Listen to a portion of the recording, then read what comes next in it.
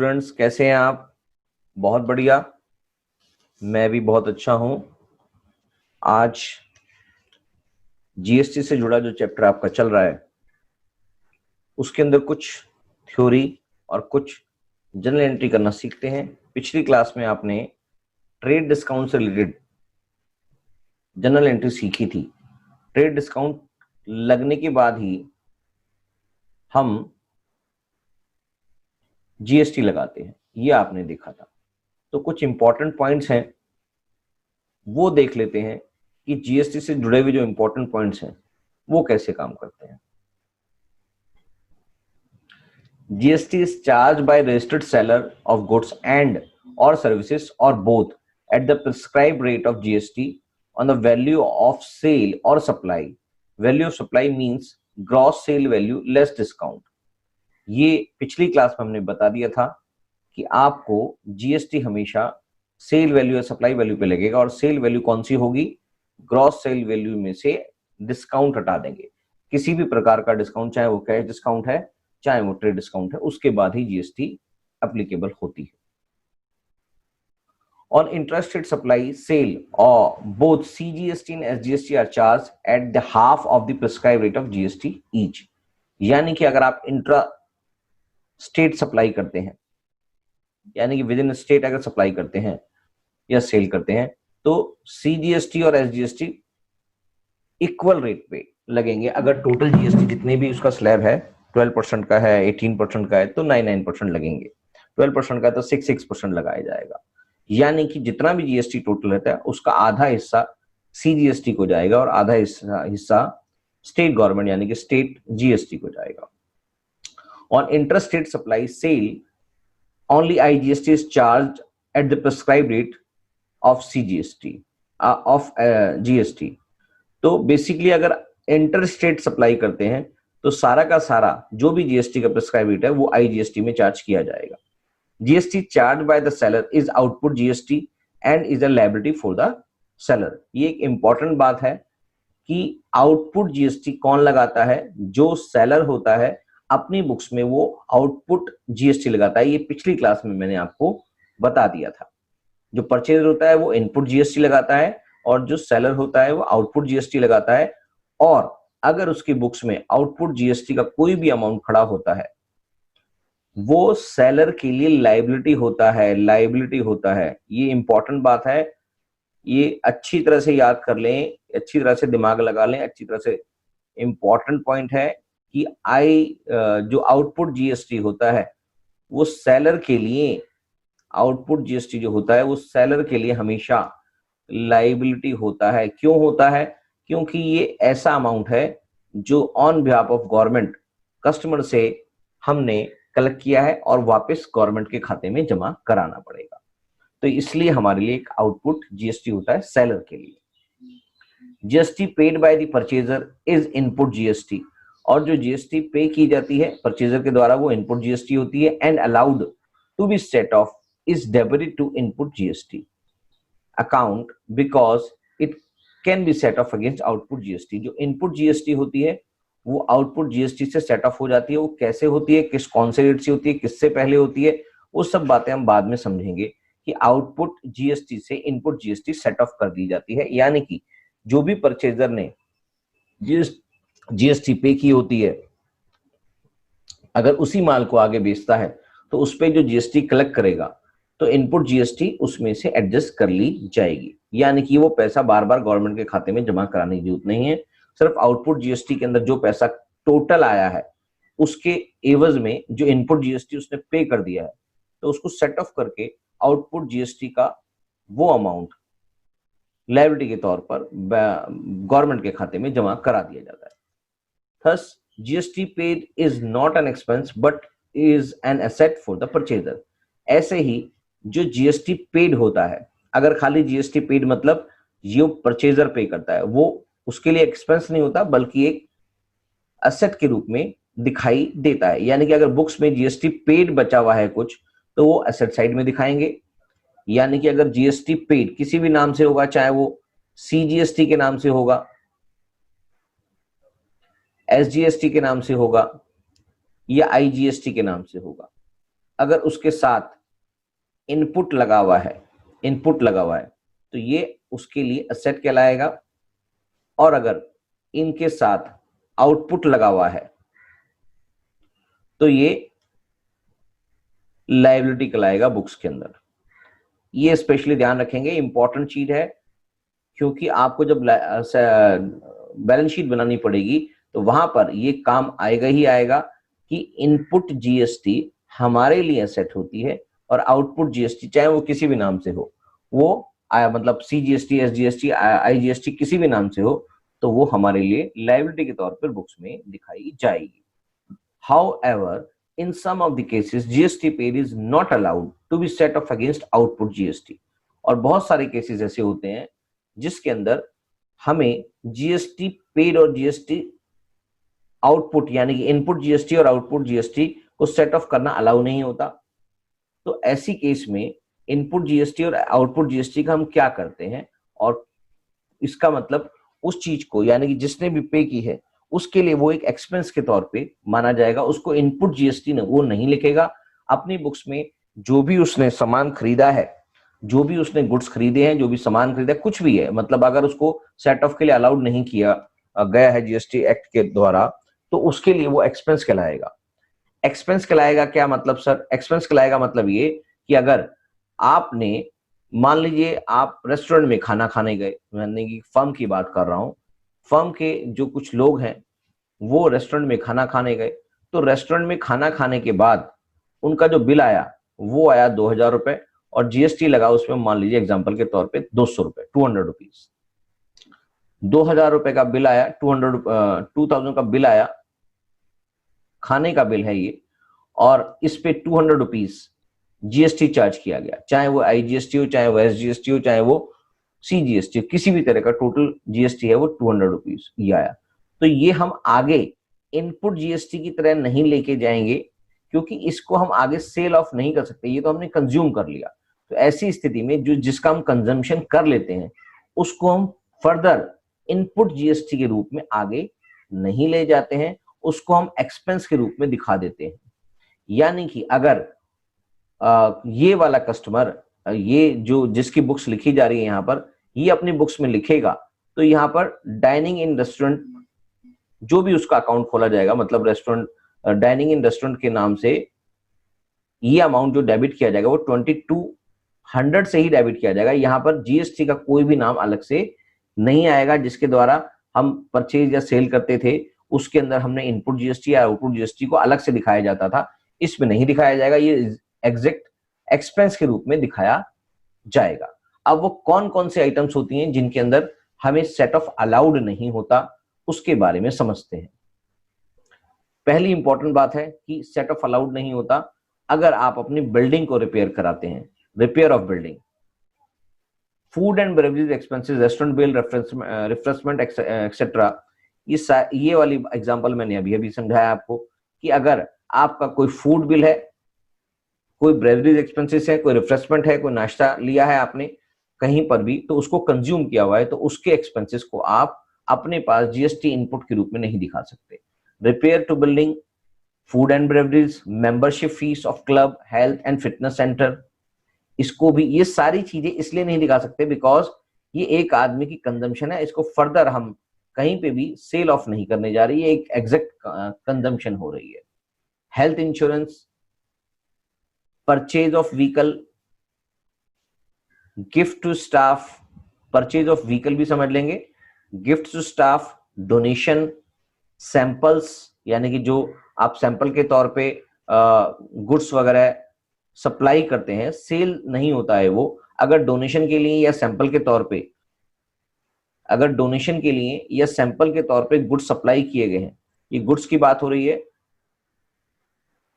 क्योंकि हमने अगर डोनेशन कैश में दिया है तो भी जीएसटी का कोई लेना देना नहीं है, अगर हमने सैंपल कैश में दिया है, सैंपल तो कैश में जाएगा ही नहीं, तो वो गुड्स ही जाएंगे, तो ये इनके अंदर आपकी जीएसटी को एक्सपेंस मान लिया जाता है। तो इसका क्या करेंगे, क्योंकि जब आपने गुड्स परचेज किए होंगे तो आपने इनपुट जीएसटी को डेबिट किया होगा, मगर उस गुड्स को अगर आपने सैंपल के तौर पे यूज कर लिया, मतलब उसको कहीं पे जब सेल ऑफ करने गया है तो उसको सैंपल के तौर पे कर लिया या डोनेट करने के लिए किया, तो वो रिवर्स कर दी जाएगी, यानी कि जीएसटी का इम्पैक्ट जो आपने डेबिट करते वक्त लिया था वो खत्म कर दिया जाएगा, इसलिए क्योंकि वो एक्सपेंस के रूप में दिखाई देगा। सर ये बात हमें ज्यादा कुछ समझ नहीं आई है, ठीक है, कोई बात नहीं है, जैसे जैसे आप इसका प्रैक्टिकल एस्पेक्ट समझेंगे तो ये बात आपको बिल्कुल क्लियर हो जाएगी। नेक्स्ट पार्ट है ड्राइंग्स, यानी कि ड्राइंग्स किया हुआ अगर गुड्स भी होते हैं तो भी जीएसटी के रूप में उसको वापस रिवर्स कर दिया जाएगा। यहां पर भी जीएसटी एक्सपेंस के रूप में खत्म हो जाएगी, मगर इसको हम एसेट या लायबिलिटी के रूप में नहीं दिखा पाएंगे। ये सारी बातें अगर आपको अभी ज्यादा समझ में नहीं आ रही तो प्रैक्टिकली जैसे आप करेंगे तो आपको समझ में आ जाएगा। अब एक और बात होती है, जैसे आपने ये समझी बात, वो बात ये है कि अगर आपने जीएसटी पे तो कर दी है मगर उसका आपको बेनिफिट नहीं मिलेगा, जो क्लेम आपको जो मिलना था उसको रिवर्स करना पड़ेगा। वो कौन से केस में करना पड़ेगा? GST paid and claimed as input GST is reverse in the following cases, यानी कि आपने जीएसटी पे कर दिया जिसको आपने इनपुट जीएसटी के रूप में दिखा रखा है, उसको आपने कहा भाई हम आगे इसको जब फर्दर माल बेचेंगे तो हम आउटपुट जीएसटी से इसको सेट ऑफ करने के लिए आउटपुट जीएसटी में, मगर क्योंकि आपने इसको माल तो बेचा नहीं है तो आपके लिए इसको रिवर्स करना जरूरी है।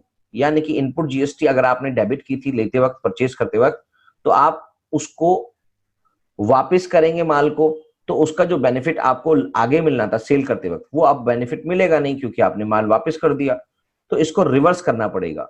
अब ये बातें सर आप हमें तो बहुत ज्यादा समझ आ नहीं रही है, कोई बात नहीं, बस मैं आपको ये बातें पढ़ा रहा हूं, फिर मैं आपको दोबारा से उस समय याद दिला दूंगा कि हमने ये इसको रिवर्स करने की जो बात कही थी वो क्या थी। आप अभी थोड़ा इंपॉर्टेंट पॉइंट्स है, इसको मैं आपको बस एक रिवाइज करा रहा हूं, तब तक के लिए आप सोचें कि इसको कैसे करना है। तो वो सारी बातें जो हमने इनपुट के अंदर रिवर्स करनी है, इनपुट जीएसटी को रिवर्स करनी है, वो कौन कौन सी हो सकती है, वो कौन कौन से केस हो सकते हैं? वो केस हो सकते हैं कैश परचेज,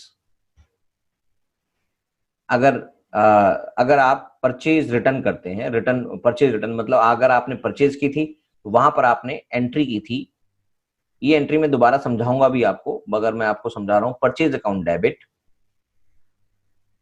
इनपुट सीजीएसटी,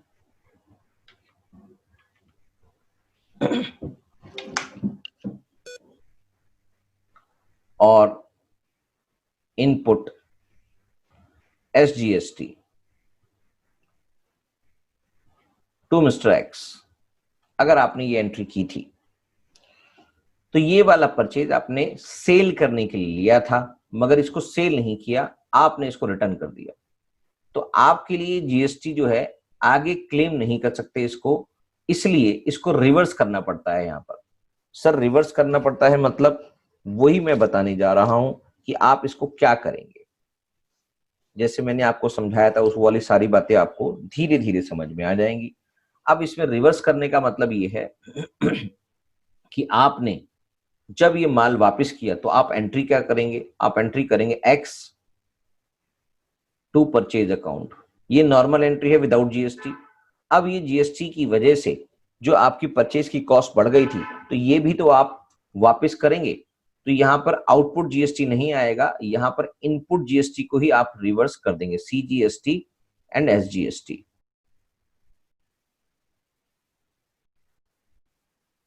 क्या बात समझ में आ गई? मान लीजिए आपने 10,000 रुपए का माल लिया था, मैं एग्जांपल के तौर पे 10% ले लेता हूं, तो 100 रुपए आपने ये और 100 रुपए ये, तो यानी कि ये तो हजार रुपए ले लेते हैं, 10% आपने इनपुट एसजीएसटी और सीजीएसटी लिखा। अब इसमें से आपने 2,000 रुपए का माल वापस कर दिया, तो 2,000 रुपए का माल वापस कर दिया, साथ में जो जीएसटी आपने यहां पर चार्ज की थी, मतलब जो सेलर ने आपसे चार्ज की थी, जो आप आगे सेल करेंगे ये सामान तो आप उस पर भी चार्ज करेंगे वापस, तो आपको इसका बेनिफिट मिल जाता। मगर यहां पर इसको बेनिफिट इसलिए नहीं मिलेगा क्योंकि आपने माल वापस कर दिया, तो 2,000 रुपए का जो माल वापस किया उसके साथ 200 रुपीज की जो जीएसटी थी, चाहे वो इनपुट जीएसटी थी चाहे वो आउट इनपुट एसजीएसटी थी, सीजीएसटी एसजीएसटी, उसको भी आप रिवर्ट करेंगे, यानी कि 2,400 रुपीज एक्स के कैपिटल अकाउंट में डेबिट हो जाएगा वापस से, जो एक्स के कैपिटल अकाउंट में जो आपने ये 12,000 रुपए जो देने थे उसमें से अब 2400 रुपए नहीं देने, ये आपको क्लियर हो चुका होगा। तो ये रिवर्स करने का मतलब है ये। बस एक बात समझ में आ गई तो आगे की सारी एंट्री आपको अपने आप से समझ में आने लग जाएंगी। आगे की बात है कैश डिस्काउंट रिसीव्ड। अगर आपको कोई कैश डिस्काउंट रिसीव हो जाता है, यानी कि आपने परचेज किया था, अब उसके पैसे टाइम बाउंड पहले से ही एक टाइम डायमेंशंस के अंदर आपने उसको पे कर दिए हैं, तो इसका मतलब आपको, क्योंकि अभी बताया था कि जो जीएसटी थी उसका जो बेसिक कंसेप्ट है वो डिस्काउंट हटाने के बाद लगाया जाता है।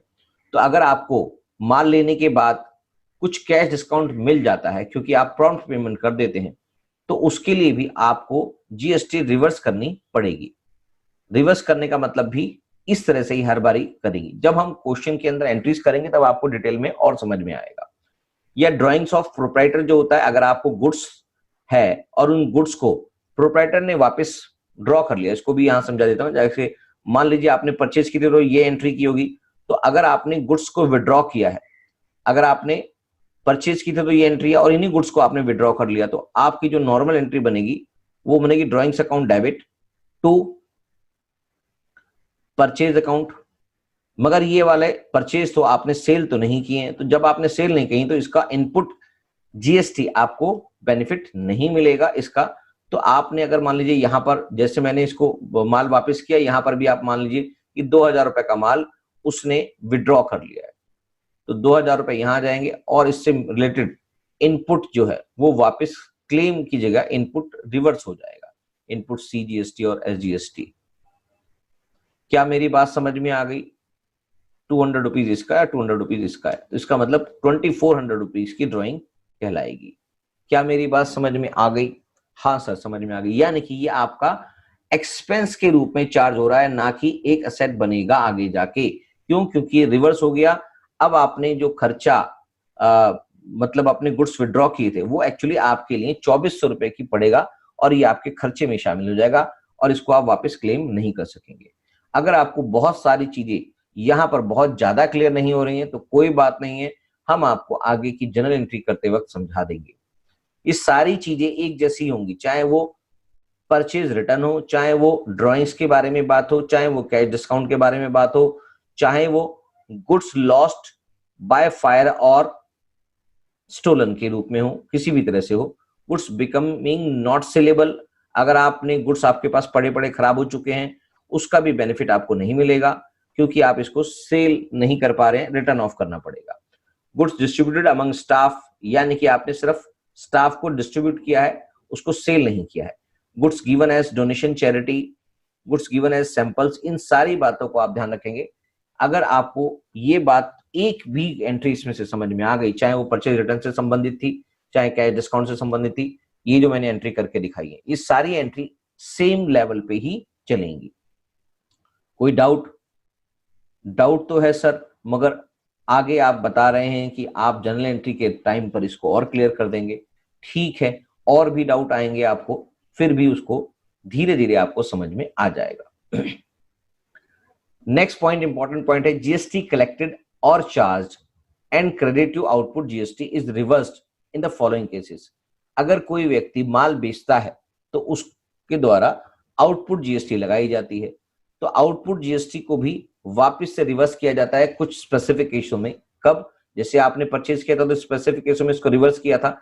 जब सेलर वापस कर रहा है माल, सेलर के पास माल वापस आ रहा है, सेल्स रिटर्न आ रही है, तो नेचुरल सी बात है उसकी जब सेल हुई नहीं तो जीएसटी किस बात की? तो जो सेल करते वक्त जीएसटी उसने लगाई थी, यानी कि इसको भी यहां पर ऐसी एंट्री करके समझा देता हूं। तो आपको मान लीजिए उसने यहां पर आपने मिस्टर एक्स से माल खरीदा, तो ऐसे मिस्टर एक्स ने अपनी बुक्स में आपको, यानी कि आप वाई है मान लेते हैं, तो आप एंट्री करेंगे, नॉर्मल एंट्री है विदाउट जीएसटी टू सेल्स, यानी कि उसने आपको 10,000 रुपए का माल बेचा था, 10,000 रुपए का माल बेचा था, तो 10,000 रुपए की सेल्स दिखा दी और इस पे सरकारी तौर पे 20% की जीएसटी लगी थी जो 10% के रूप में दिखाई दी थी। तो आपने वाई को सेल्स की थी। क्या मेरी बात समझ में आ रही है? तो अगर आपने सेलर हैं, अगर आप, तो आपको वाई को, उसने वाई को सेल किया तो वाई टू सेल्स 10,000 रुपए को हुई, और इसने उस समय सेल करते वक्त आउटपुट आउटपुट CGST और आउटपुट SGST लगाई थी। मान लीजिए ये 1,000 रुपीज थी। इसका मतलब वाई से 12,000 रुपए लेने थे, मगर वाई ने इसको 2,000 रुपए का माल, 2,000 रुपए मूल्य का माल वापस कर दिया। तो इसका मतलब क्या होगा, इसके पास क्या आ जाएगा, सेल्स रिटर्न आ जाएगा और वापस वाई को क्रेडिट करना पड़ेगा। तो ये 2,000 की सेल्स रिटर्न आ गई, और साथ साथ इसको जो आउटपुट GST इसने यहां पर सेल करते वक्त लगाई थी, तो जब सेल वापस आ गई तो आउटपुट GST भी वापस करनी पड़ेगी। तो आउटपुट ही यहां लिखेंगे, आउटपुट CGST और आउटपुट SGST टू वाई। क्या मेरी बात समझ में आ गई? 200 तो 2,400 रुपीज की GST समेत टोटल अमाउंट वाई को क्रेडिट किया जाएगा। हाँ सर, अब हमें ये बात समझ में आ रही है। बिल्कुल ठीक बात है। जब आप जनरल एंट्री प्रैक्टिकल करते हैं तो आपको ज्यादातर समझ में आती है बात। बस ये बात समझ में आ गई तो आपको ये सारी बातें अच्छे से समझ में आ जाएंगी, और हम प्रैक्टिकल क्वेश्चंस तो करेंगे ही। तो सेल्स रिटर्न के टाइम पे भी आउटपुट GST को रिवर्स कर दिया जाता है। अगर आपने कैश डिस्काउंट दिया है, अलाउड किया है, when it is allowed after invoice is made, invoice के टाइम पे दिया था तो आपने उस समय GST लगाई ही नहीं थी, मगर बाद में अगर कैश डिस्काउंट अलाउ किया है तो आपने GST आप ऑलरेडी लगा चुके हैं, तो उसको रिवर्स करना पड़ेगा। क्या मेरी बात समझ में आ गई है? अब एक और इंपॉर्टेंट बात, बहुत सारी चीजें ऐसी होती हैं जिस पे GST लगाई ही नहीं जाती। GST is not levied on the following, these being exempt from the GST। इन सब चीजों पे जो हम नीचे लिख रहे हैं ये इंपॉर्टेंट बात है, क्योंकि जब आपको कोई क्वेश्चन आएगा तो वहां पर लिखा नहीं होगा कि इस पे आपने GST नहीं लगानी है, तो आपको याद रखना पड़ेगा। करीब 8 आइटम है जिसके अंदर GST लगाई ही नहीं जाती। अगर आप अपने स्टाफ को सैलरी एंड वेजेस पे करते हैं, नहीं लगेगी GST। एजुकेशन सर्विसेज से जुड़ी हुई जितनी भी चीजें होती हैं उसके अंदर GST नहीं लगेगी। इलेक्ट्रिसिटी एंड वाटर बिल जो आपके लगते हैं उन पे GST नहीं लगेगी। टेलीफोन पे GST लगेगी, इलेक्ट्रिसिटी एंड वाटर पे नहीं लगती। हेल्थ सर्विसेज, अगर आप कंसल्टेंसी लेते हैं तो उस पे GST नहीं चार्ज की जाएगी। इंटरेस्ट चाहे पे किया हो चाहे रिसीव किया हो, उस पे बैंक से चाहे पे किया हो चाहे ना पे किया हो, या किसी से भी इंटरेस्ट की कोई भी डील होती है तो उस पे GST नहीं चार्ज की जाएगी। Supply of services to the government, और अगर आप गवर्नमेंट को सप्लाई ऑफ सर्विसेज करते हैं, सप्लाई ऑफ सर्विसेज करते हैं गवर्नमेंट को, कोई सर्विसेज देते हैं गवर्नमेंट को, तो उस पे भी GST नहीं लगाया जाएगा। Supply and of goods and services और both to embassies of other countries, यानी कि अपने देश के छोड़कर बाकी दुनिया के किसी भी देश के एम्बेसी को अगर आप सप्लाई ऑफ गुड्स और सप्लाई ऑफ सर्विसेज करते हैं तो उन दोनों केसेस के अंदर आपको GST नहीं लगाना पड़ेगा। Supply of goods and services और बोथ, या दोनों या कोई भी एक चीज, अगर आप एम्बेसीज के अंदर सप्लाई करते हैं, एम्बेसीज के अंदर सप्लाई करते हैं किसी और दूसरे देशों की, अपने देश की एम्बेसी को छोड़कर किसी और दूसरे देशों की एम्बेसीज को सप्लाई करते हैं, तो इस पे भी GST नहीं लगाया जाएगा। और travelling expenses claim by the staff, अगर आप अपने स्टाफ को टूरिंग जॉब पे देते हैं तो उसके द्वारा अगर ट्रेवलिंग एक्सपेंसेस क्लेम किया जाता है तो उस पे भी GST को नहीं दिखाया जाएगा। क्या मेरी बात समझ में आती है? हाँ सर, अब बहुत सारी बातें समझ में आ रही हैं। तो GST जिन पे नहीं लगाई जाती हैं वो 8 आइटम्स हैं, उसको आप ध्यान रखेंगे। 8 आइटम्स हैं, उनको आप ध्यान रखेंगे। रिवर्स चार्ज की बात का मतलब क्या है? रिवर्स चार्ज मैकेनिज्म होता है एक, जिसके अंदर जनरली जो लोगों को GST में रजिस्ट्रेशन कराने की जरूरत नहीं होती, अगर वो GST रजिस्टर्ड नहीं है तो फिर क्या होगा, तो फिर उनके द्वारा जो GST बनती है वो नहीं कलेक्ट कर सकते, वो नहीं पे कर सकते। तो जो आदमी परचेजर है उसकी ड्यूटी बन जाती है कि वो आदमी GST को अपने खातों में दिखाए और ऑन बिहाफ ऑफ गवर्नमेंट उसको खुद जमा कराए।